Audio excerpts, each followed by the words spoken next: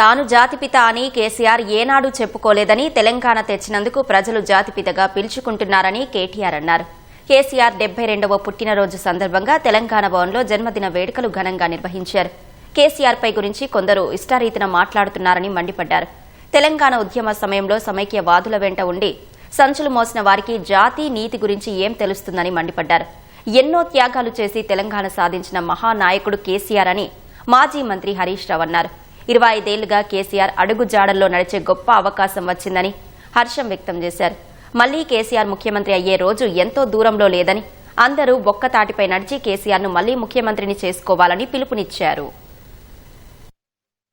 అడుగుతున్నారు కొంతమంది, ఏ జాతికి నువ్వు జాతిపిత, ఏ జాతి అని మాట్లాడుతున్నారు.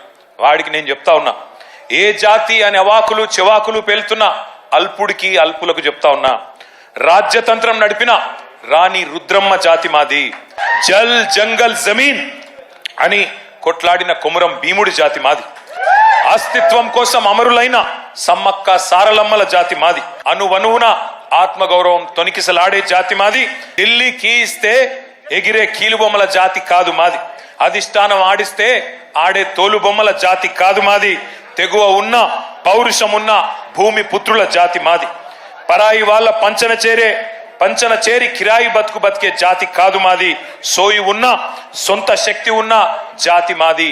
ఏ జాతి నీది, ఏ జాతికి జాతి పిత అని అడిగిన సన్నాసికి ఇవన్నీ చెప్తా ఉన్నా.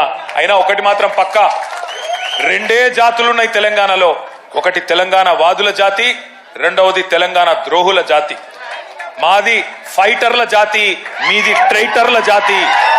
మాది కేసీఆర్ లాంటి ఫైటర్ల జాతి, నీది మరి ట్రైటర్ల జాతి. గుర్తుపెట్టుకో, కేసీఆర్ అన్నాడు చెప్పుకోలేదు నేను జాతిపితనని, ప్రజలు పిలుచుకున్నారు.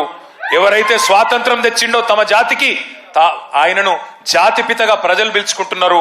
పెద్ద మనిషి, మా తెలంగాణకు బాపు లాంటి పెద్ద మనిషి కాబట్టే ఇవాళ నేను గర్వంగా చెప్తున్నా, ఒక కొడుకుగా నా తండ్రి ఇలా తెలంగాణకు హీరో, అది తెలంగాణకు జాతికి మొత్తానికి హీరో. ఇది వాస్తవం.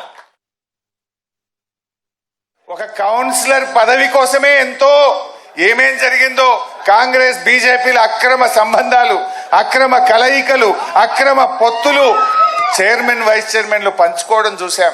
ఎన్నో పదవులను గడ్డిపోచల్లాగా త్యాగాలు చేస్తూ తెలంగాణ జాతిని ఏకం చేస్తూ రాష్ట్రాన్ని సాధించిన నాయకుడు కేసీఆర్.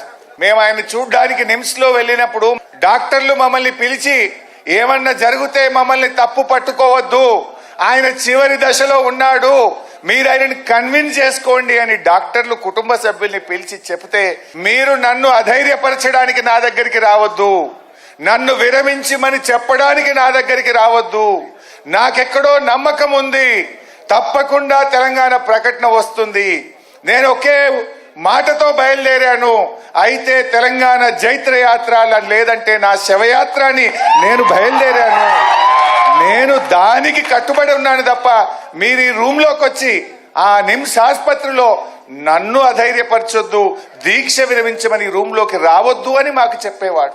తెలంగాణ వస్తే నక్సలైట్ల రాజ్యం అవుతుంది, తెలంగాణ వాళ్ళకు పరిపాలన రానే రాదు అని మాట్లాడితే దేశమే అబ్బురపడే విధంగా, దేశమే ముక్కు మీద వేలేసుకొని తెలంగాణ ఆచరిస్తుంది, భారతదేశం అనుసరిస్తుంది అన్నంత గొప్పగా ఈ రాష్ట్రాన్ని నడిపి చూపిన నాయకుడు కేసీఆర్.